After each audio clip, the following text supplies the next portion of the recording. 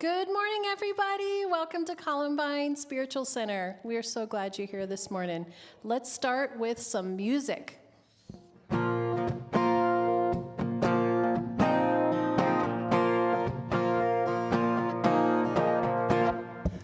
sing my joy, I sing my love, I sing my love into the world. I sing my love, I sing my love, I sing my love into the world. I sing my love, I sing my love, I sing my love into the world. I sing my love, I sing my love, I sing my love into the world. I dance my joy, I dance my joy, I dance my joy into the world. I dance my joy, I dance my joy, I dance my joy into the world. I dance my joy, I dance my joy, I dance my joy into the world. I dance my joy, I dance my joy, I dance my joy into the world.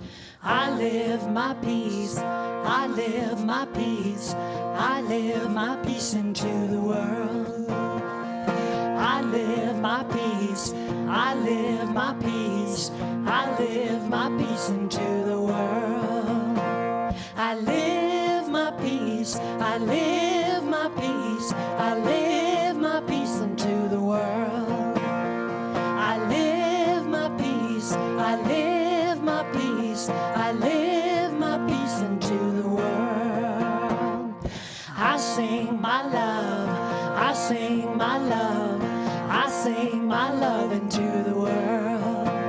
Yeah, I sing my love, I sing my love, I sing my love into the world. Well, that was really fun. We should do another one. Another sing-along.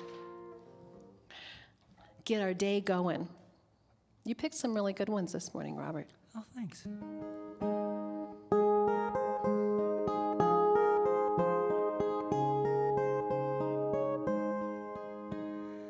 I am a light, I am a light, I am a light in this world. I am a light, I am a light, I am a light in this world. And I shine, and I shine, and I shine so bright.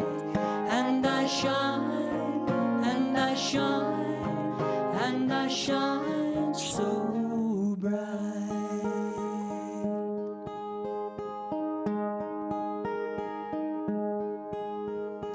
I am the love, I am the love, I am the love in this world.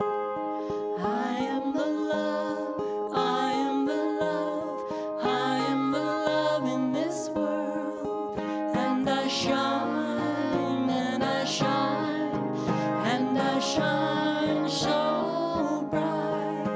And I shine, and I shine, and I shine so bright.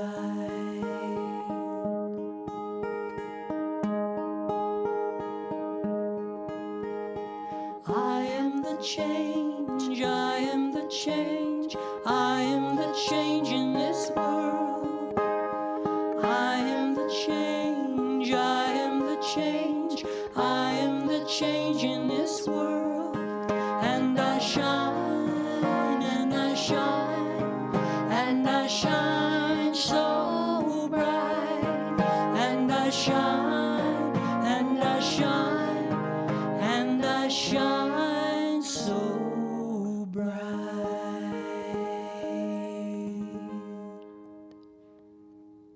Robert, you want to tell us a little bit about the special music song that you chose today? Sure. This song was written by one of my favorite New Thought gurus and spiritual leaders, Mr. Harry Belafonte. That's good. I like that. He's still there. He's still doing it. He's out there. He's the same ornery do-gooder that he's always been.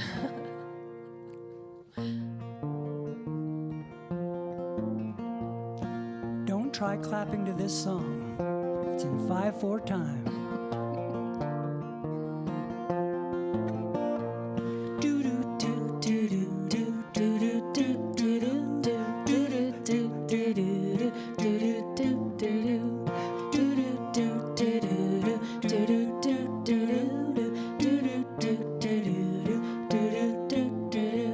We come from the fire, living in the fire. Go back to the fire, turn the world around.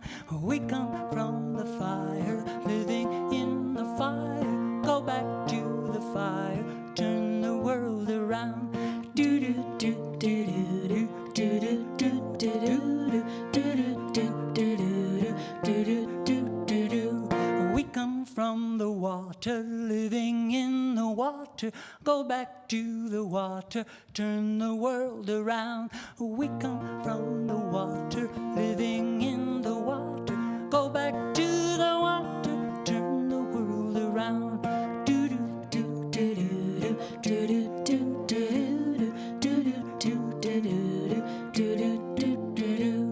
We come from the mountain, living on the mountain. Go back to the mountain, turn the world around. We come from the mountain, living on the mountain. Go back to the mountain, turn the world around. Do you know who I am? Do I know who you are? See we one another clearly. Do we know who we are? Do you know who I am? Do I know who you are? See we one another clearly. Do we know who we are? Do you know who I am? Do I know who you are? See we one another clearly. Do we know who we are? Oh, so is life not a so is life. Oh, so is life. Na na. Oh, so is life. Do do do do do do do do do. We are of the Spirit, truly of the Spirit. Only can the Spirit turn the world around. Oh, so is life, na na. Oh, so is life, na na. Oh, so is life, na na. Oh, so is life. Thank you, Robert.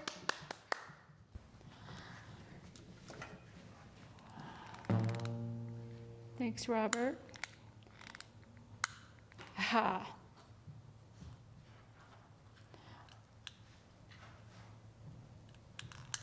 Love it when the lighter works. So I invite you into a time of prayer with me with our candle lit, that reminder of that we have that light within us that is always shining, always there. Reminder of who we are as Christ beings. So I invite you to take a deep breath and gently close your eyes if you're comfortable. Put down your coffee cup for just a moment and let's pray. Precious Spirit, when we turn within, when we stop gazing outward and gaze inward, we know our true worth. And we can tap into that divine essence that is within each one of us, that divine light that is burning so brightly, is so needed in our world today. And we are grateful for an awareness of it, for whatever awareness we can, for as long as we can hold that truth, that we are spiritual beings that we have more power within us that can overcome any circumstance that is without us in our outer world. Grateful for that, knowing. And we hold to that truth for as long as we can. We are all equal in God's eyes. We are all equal in spirit. No one better or worse. And that is humility. So thank you, God, for humility, for allowing us to be humble and knowing that Spirit is in charge, that you, God, are in charge. Thank heavens our personality selves are not in charge as much as we'd like them to be sometimes. So we hold everyone on our prayer list and every prayer request that comes in through email or to our prayer box, for everyone who is suffering during this chaotic time we find ourselves in, whether it be from health challenges or loss of family members or friends, loss of jobs, racial injustice, whatever may be challenging us right now, we know that with God, all things are possible.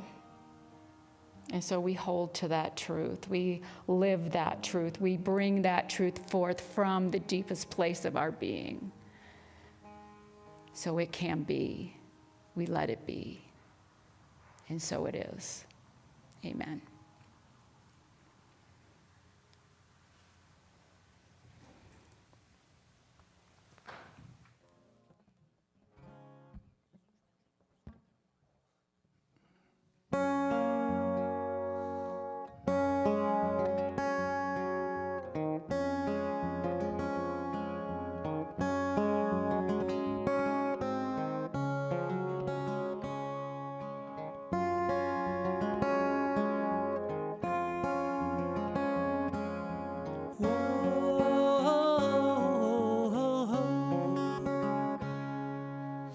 I can hear such sadness in the voices of my friends, talking about this world and its pain. We must not lose heart. We cannot give up hope. For long have we journeyed, waiting for this day. These times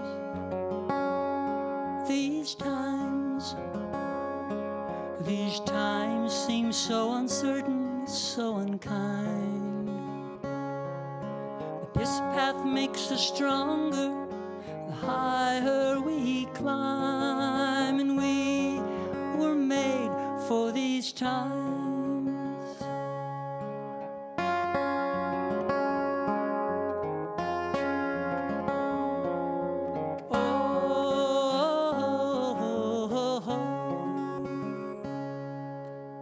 Let us turn our fears into courage, into faith, our greed to generosity.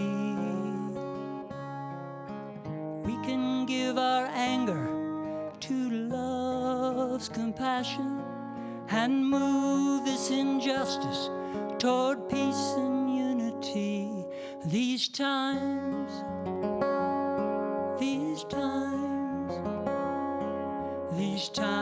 seem so uncertain, so unkind. But this path makes us stronger the higher we climb, and we were made for these times. Didn't we say we are believers?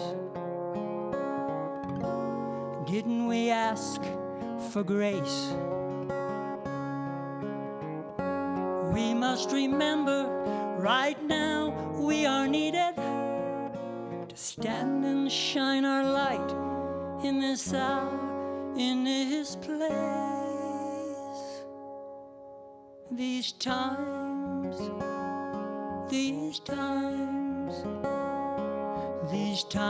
seem so uncertain, so unkind. But this path makes us stronger the higher we climb, and we were made for these times. These times seem so uncertain, so unkind. We shall use our voices, we will not walk blind, and we were made for these times. Our hearts were made for these times.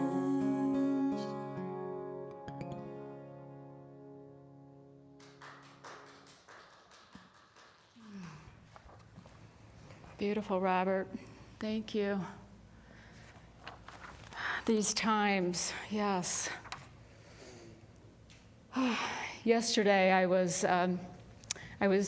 for a run, and on the trail that I run is a playground, and as I was coming up to it, there was a little boy standing right on the edge of the playground, and he said, "Hi," and he's waving, and I said, "Hi, are you having a nice day playing?"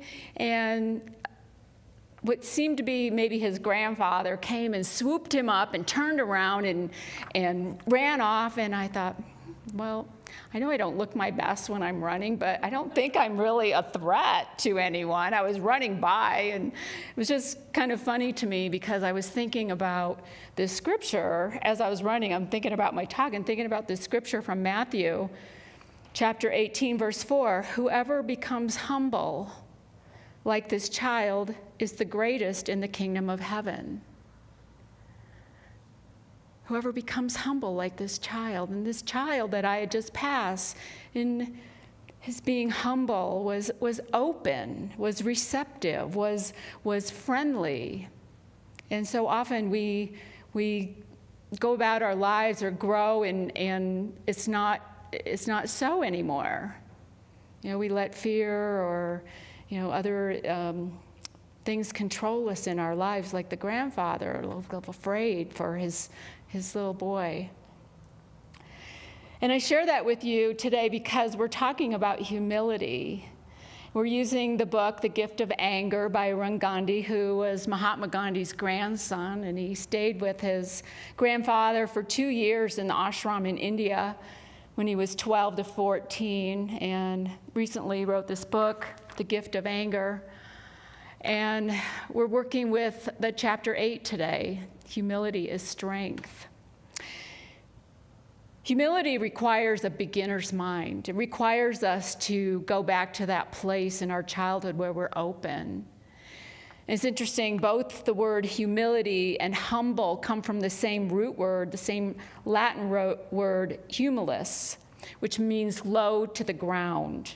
So it means being grounded when we're humble, when we're in a state of humility. We're being grounded. We're being sure of ourselves. It means we're so confident or Godfident, as I used that term last week, that we don't need to put on airs with anyone. We can just be ourselves. We don't need to put someone down so that we feel more important. We're seeing a lot of that right now. Humility is a freedom from pride and arrogance. It's an openness to learning and an openness to life. It's being childlike. It's often thought of as a sign of weakness, but it's not weakness, it's actually strength. If you don't have to put someone down or make someone else wrong in order to be able to be who you are, your authentic self, that's strong. That's a sign of strength. And letting go of that ego that needs to know everything, the ego that needs to be in control, and just letting it be.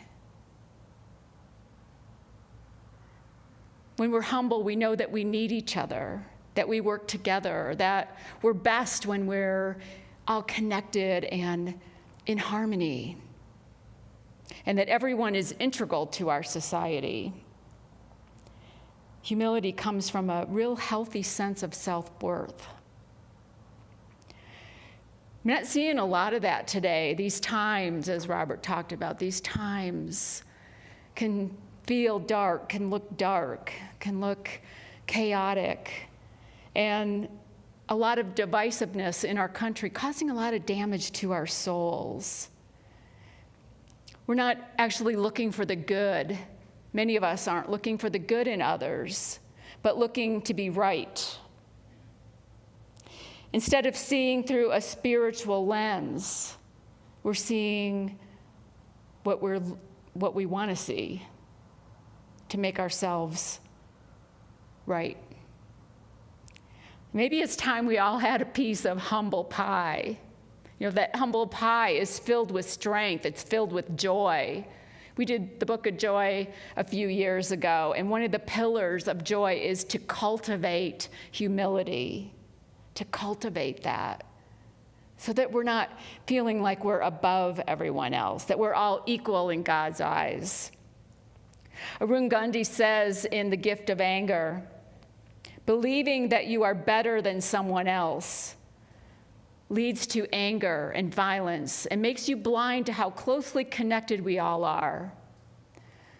With his Gandhi's deeply felt humility, he knew that discrimination of any kind is an assault on our combined humanity.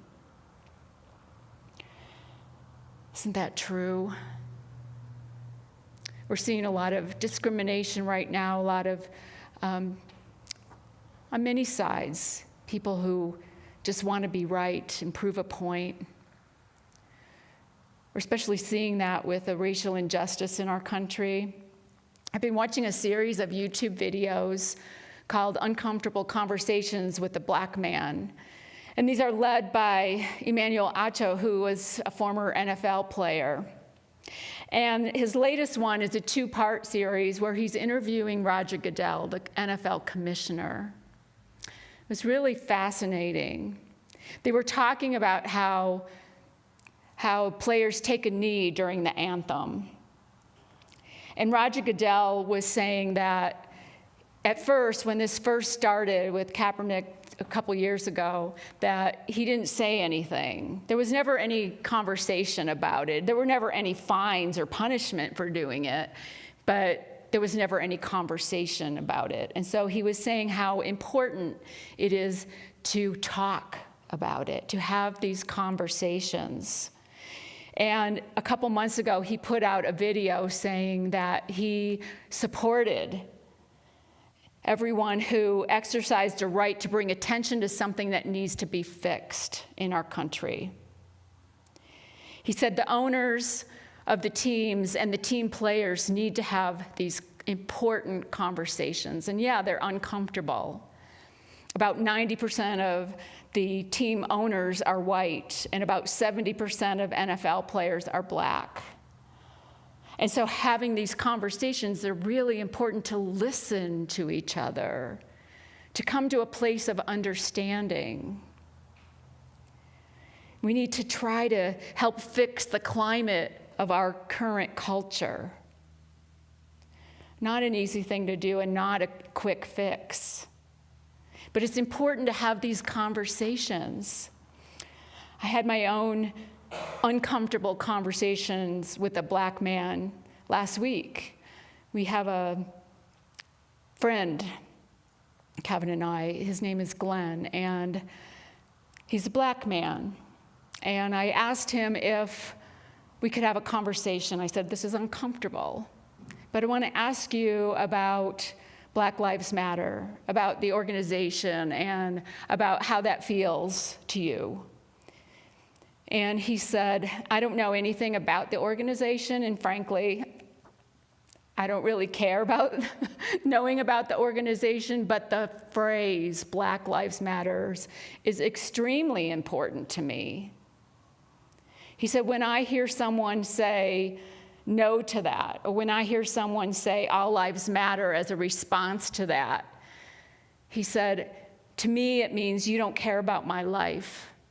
You don't care about my 2 young black boys' lives, and we're not friends. He says it's extremely important for people to stand behind Black Lives Matter.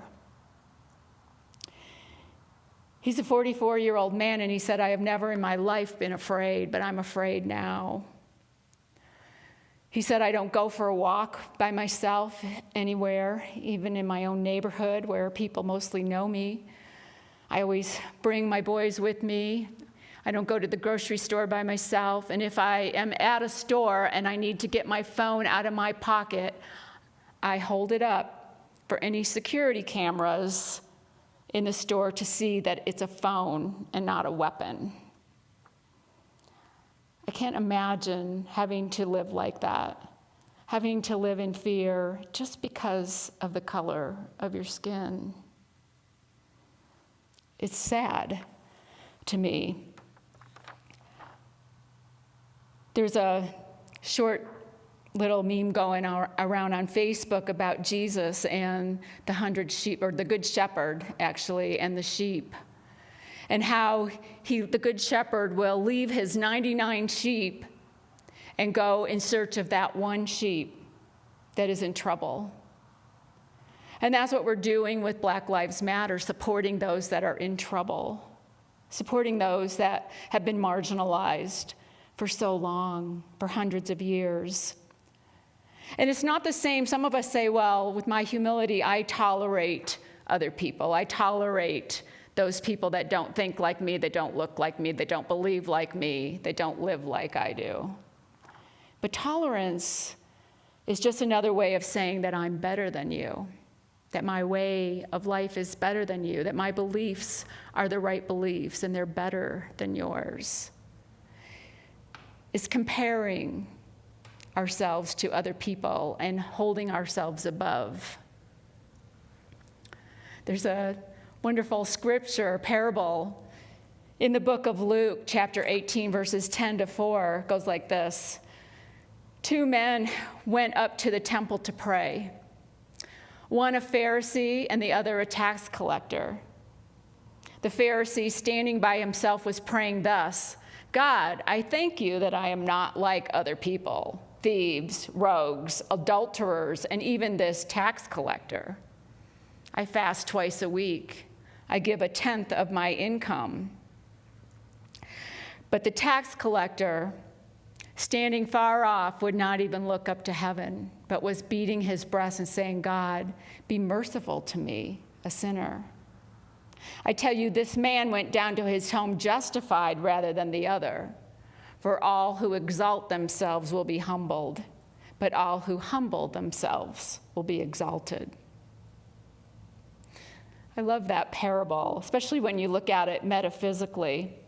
Because metaphysically, we look at every character in the Bible as an aspect of us. The Pharisee is that part of ourselves which is concerned with the external and how it looks and following the rules. And the tax collector is that part of ourselves that feels we're not worthy. Tax collectors in that time were deemed unclean and evil. They were Jewish citizens who were working for the Romans to collect taxes. And so the Pharisee in this parable is comparing himself. He's trying to establish his worth by saying, I'm not like those other people. I'm better than those other people. Look at what I do. Look at what they do. The truth is, we are never greater or less than anyone. We are all equal in spirit. There are no spiritual ratings or rankings with God. All who exalt themselves will be humbled, meaning all who see themselves as better. Life has a way of showing us otherwise, doesn't it? So true. And it doesn't bring us down as a punishment. It's more of just an awareness of where we've been in consciousness. It's really an unmasking of the self-delusion for our highest good. It's always for our highest good. But all who humble themselves will be exalted, means we will be lifted up by our awareness of the Christ within. When we're humble, when we're grounded, when we know that we are all equal in God's eyes, we will be lifted in consciousness with a greater awareness, with a greater ability to see through a spiritual lens, not lifted above anyone else, but lifted up from where we've been to our next level of awareness. When we're humble and we practice humility, we know that strength comes from within.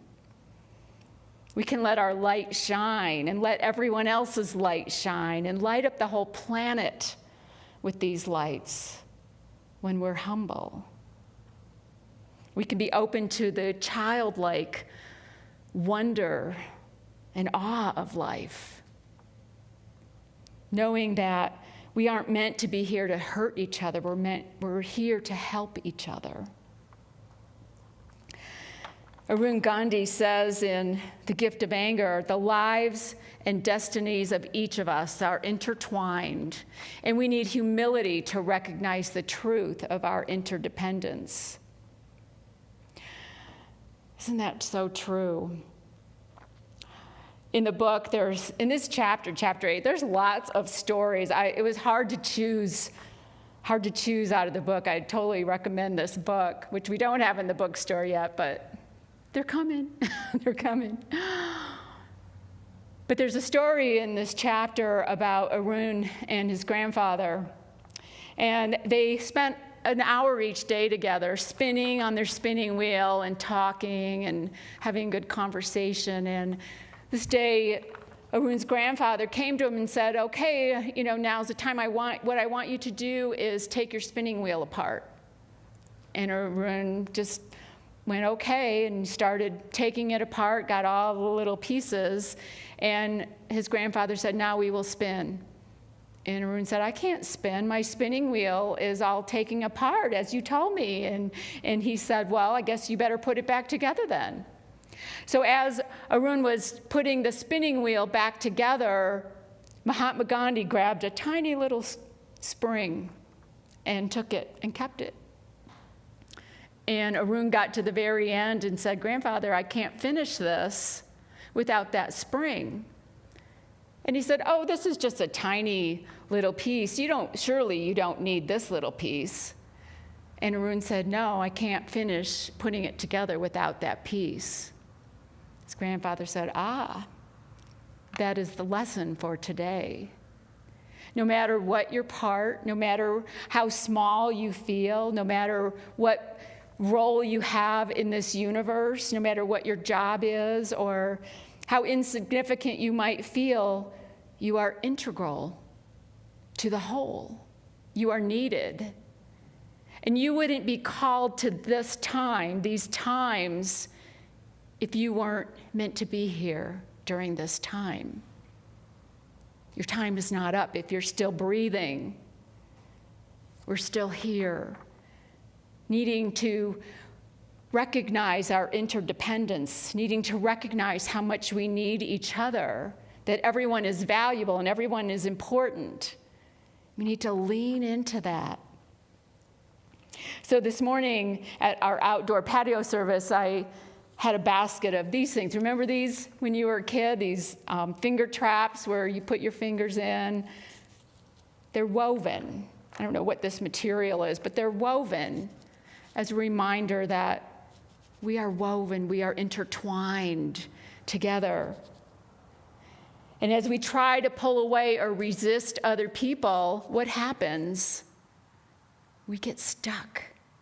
We get stuck in our wanting to compare, wanting to be right.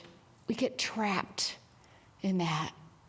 And it's not until we lean in, until we lean our fingers in, that we are free, that we are able to pull ourselves away from that, needing to be better than or needing to be right. When we're pulling away, we're contracted, we're tight. And when we lean in, we are expanded. We're seeing through a spiritual lens. There's a loosening of our points of view, which frees us from one-upmanship, frees us from the need to prove our point. So, where in your life could you lean in to be more free? Have that piece of humble pie. I tell you, it's not an easy thing to eat that pie. This week, I haven't been seeing this in the world. I've been seeing a lot of divisiveness, and they talk about in the chapter, Arun Gandhi talks about in the chapter how a lot of times we make up our minds on a particular whatever issue going on, and then we look for evidence to prove ourselves right. And I noticed that I've been doing that with reading news articles every morning. Reading ones and just, yeah, I know that I have the right point of view on this perspective. So I'm on day 6 of no news, and it's freeing. It's freeing to not be in that trap, not be in that place of needing to prove that my point of view is the correct one. So instead, I've been doing some other reading. I just finished a book called Between the World and Me by Ta-Nehisi Coates, which was recommended by Christy Coates. Thank you, Christy. It's a beautiful book written by a black man where he's writing to his son, his 15-year-old son, and what it's like to grow up as a black man in our society, especially during the 60s, 70s. I'm also reading a fascinating book that was recommended by Bill Holmes called Humankind, A Hopeful History by Rutger Bregman. This book is fascinating, and the author, he goes through the whole history of humankind and points to a lot of times where there's this divide between us. Is man inherently good or inherently bad? And every time, every study, every time there is some study or experiment to show that man is inherently bad, the author does his research and proves that no, that's not the case. We are good. People are inherently good. I'm also reading Good News Network, which is online. It's an online news station, whatever. And it has some really inspiring articles. Like this week, there was a married couple who had their wedding planned since last year. And of course, during COVID, they're unable to have the wedding that they wanted. And so instead of asking for a refund from their caterer, they decided that they were going to go ahead and buy the food and donate it all to a homeless shelter. And instead of just giving the food to the homeless shelter, they decided that they were going to say their vows, wear the bride wore her wedding gown and the groom was in his tux, and then go to the homeless shelter in those wedding garments and serve the homeless, their masks and their gloves on. Truly inspiring. And the joy that was in that room as they were serving these homeless people. They had just committed themselves to each other and committed to this sacred service. And there's another article about the oldest World War II veteran. His name is Lawrence Brooks. He turns 111 on September 12th, my birthday. And in the article, it says his wisdom is to eat right, stay healthy, and most importantly, be nice to people. That's how he got to 111. There's so much good in the world. There's so much hope in the world if we focus on it, if we look for it. It's so easy to get caught up in the daily headlines. But there's a lot of good out there. There's a lot of good in here, in each of us. And when we have cultivated this sense of humility, humble ourselves, knowing that the Christ in me does the work. Let ourselves get out of the way. In fact, that's my header, my notes, my outline every Sunday. The Christ in me does the work. A reminder to get my personality self out of the way and let Spirit speak. Let Spirit say what needs to be said. And let what needs to be said be what needs to be heard. So we need to cultivate this humility. And how do we do that? Like Roger Goodell said, we listen. We have these uncomfortable conversations. We let go of that ego self that needs to be right and needs to have its way and have to control.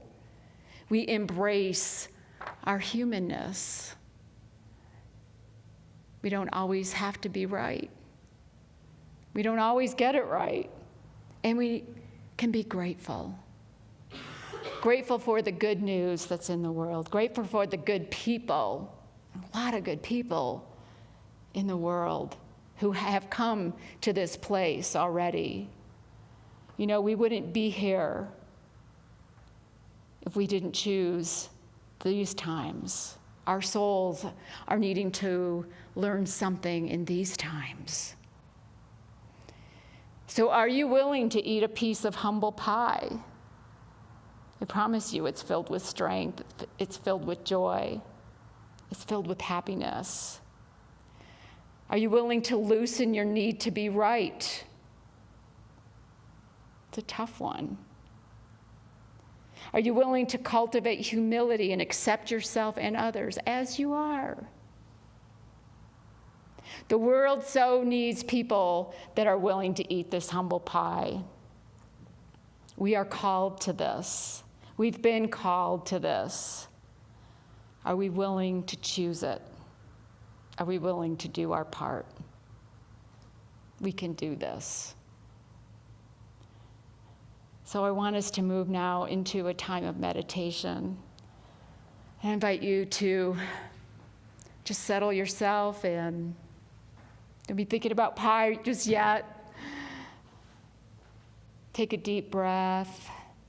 Gently close your eyes. Listen to these words from the book of Ephesians, chapter 4, verse 1 to 3. Lead a life worthy of the calling to which you have been called, with all humility and gentleness, with patience, bearing with one another in love, making every effort to maintain the unity of the Spirit in the bond of peace. We are all equal in God's eyes. I invite you to stay focused on those words while we rest in the stillness.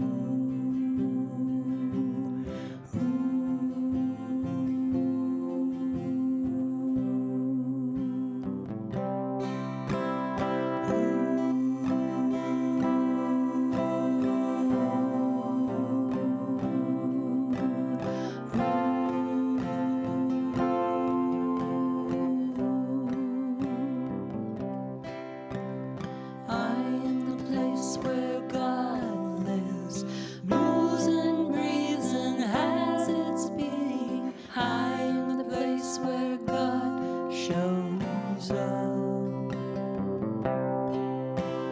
I am the place where God lives, moves and breathes and has its meaning. I am the place where God shows up.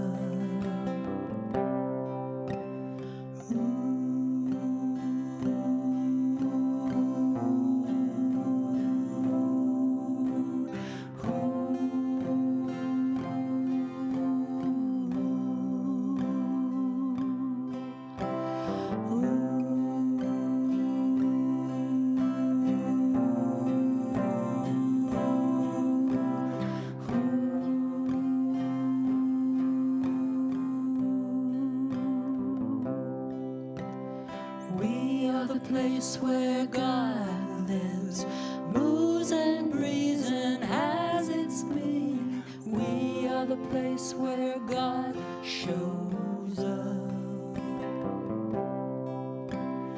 We are the place where God lives, moves and breathes and has its being. We are the place where God shows up.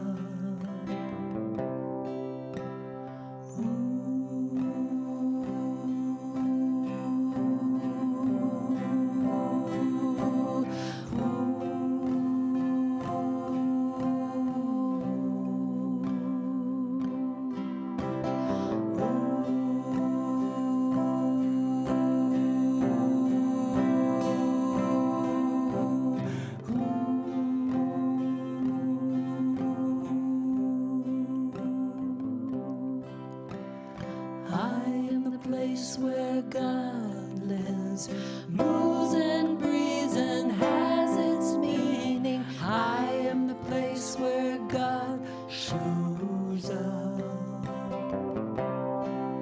Yes, I am the place where God lives, moves and breathes and has its meaning. I am the place where God shows up.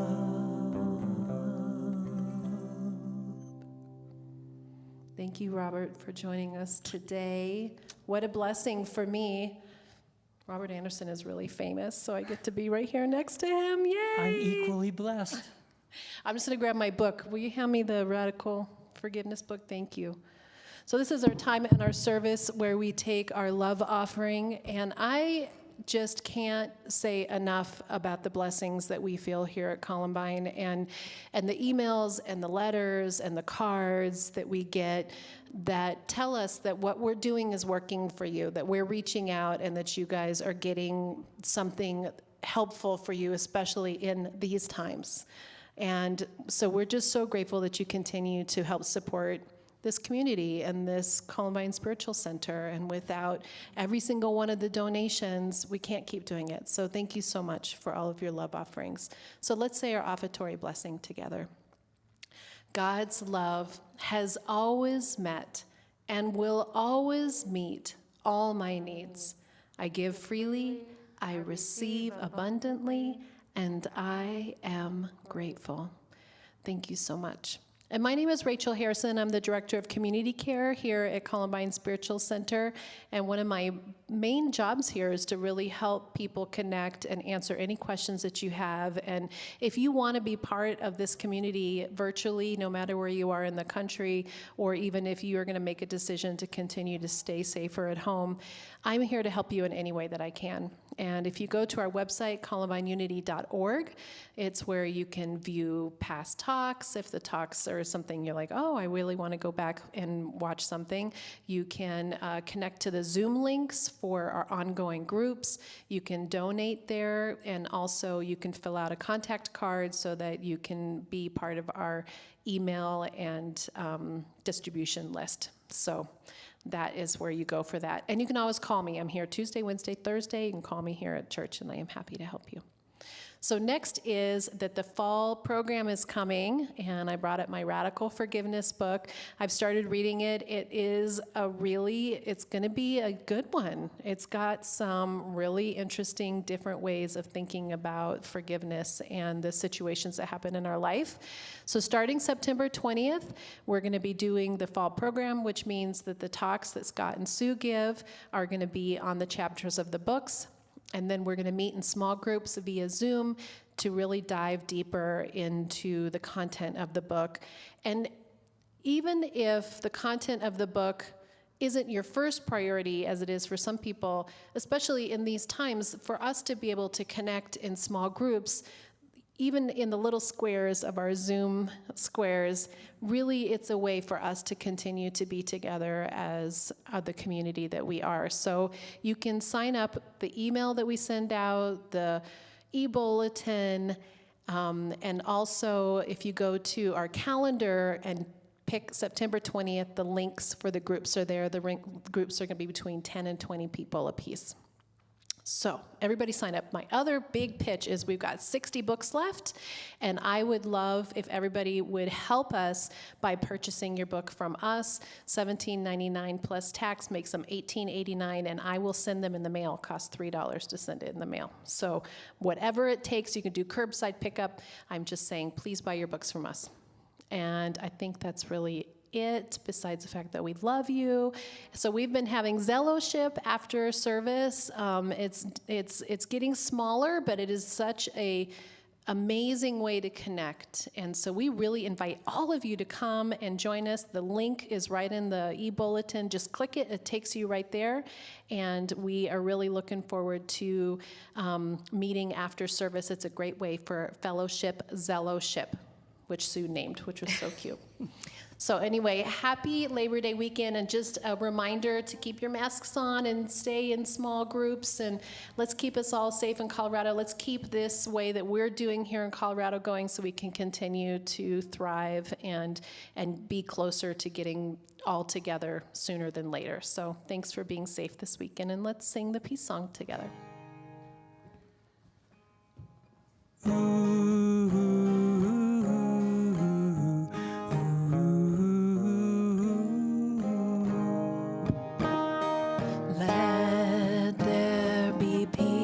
On earth, and let it begin with me.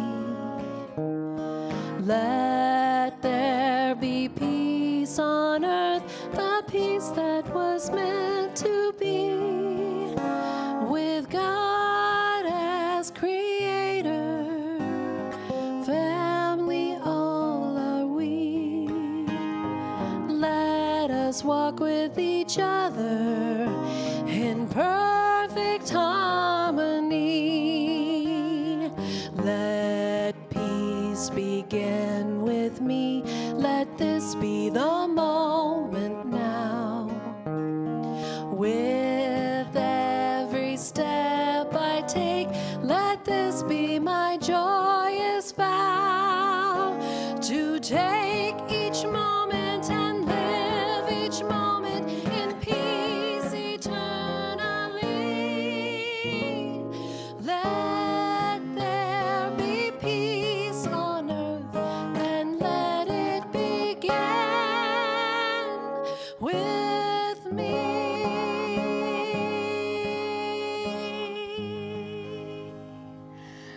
The light of God surrounds us.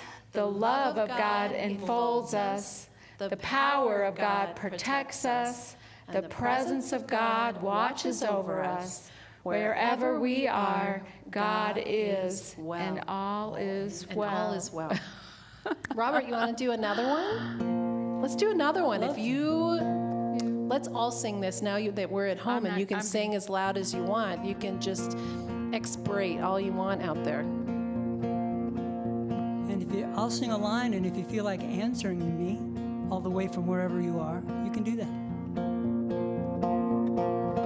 I am a light. I am a light. I am a light. I am a light. In this world. In this world. In this world. In this world. I am a light. I am a light. I am a light. I am a light. In this world. In in this world, in this world. in this world. This is the place, This is the place, this is the time. this is the time. Let it shine, Let it shine, let it shine. let it shine. I see the joy, I see the joy, I see the joy I see the joy in this world, in this world, in this world. in this world. I see the joy, I see the joy, I see the joy I see the joy in this world, in this world, in this world. in this world. This is the place, This is the place, this is the time. this is the time. Let it shine, Let it shine, let it shine. let it shine. I'm living love every day. I'm living love every day. I'm living love every day. I'm living love every day. I'm living love every day. I'm living love every day. Spreading peace along the way. Spreading peace along the way. Right time, Right time, right place. right place.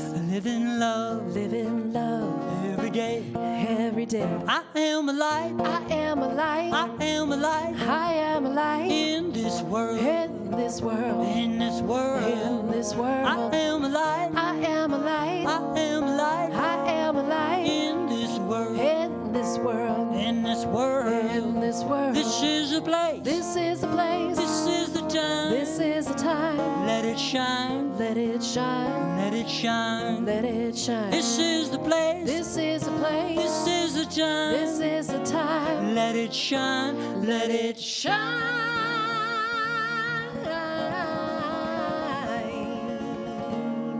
Let it shine.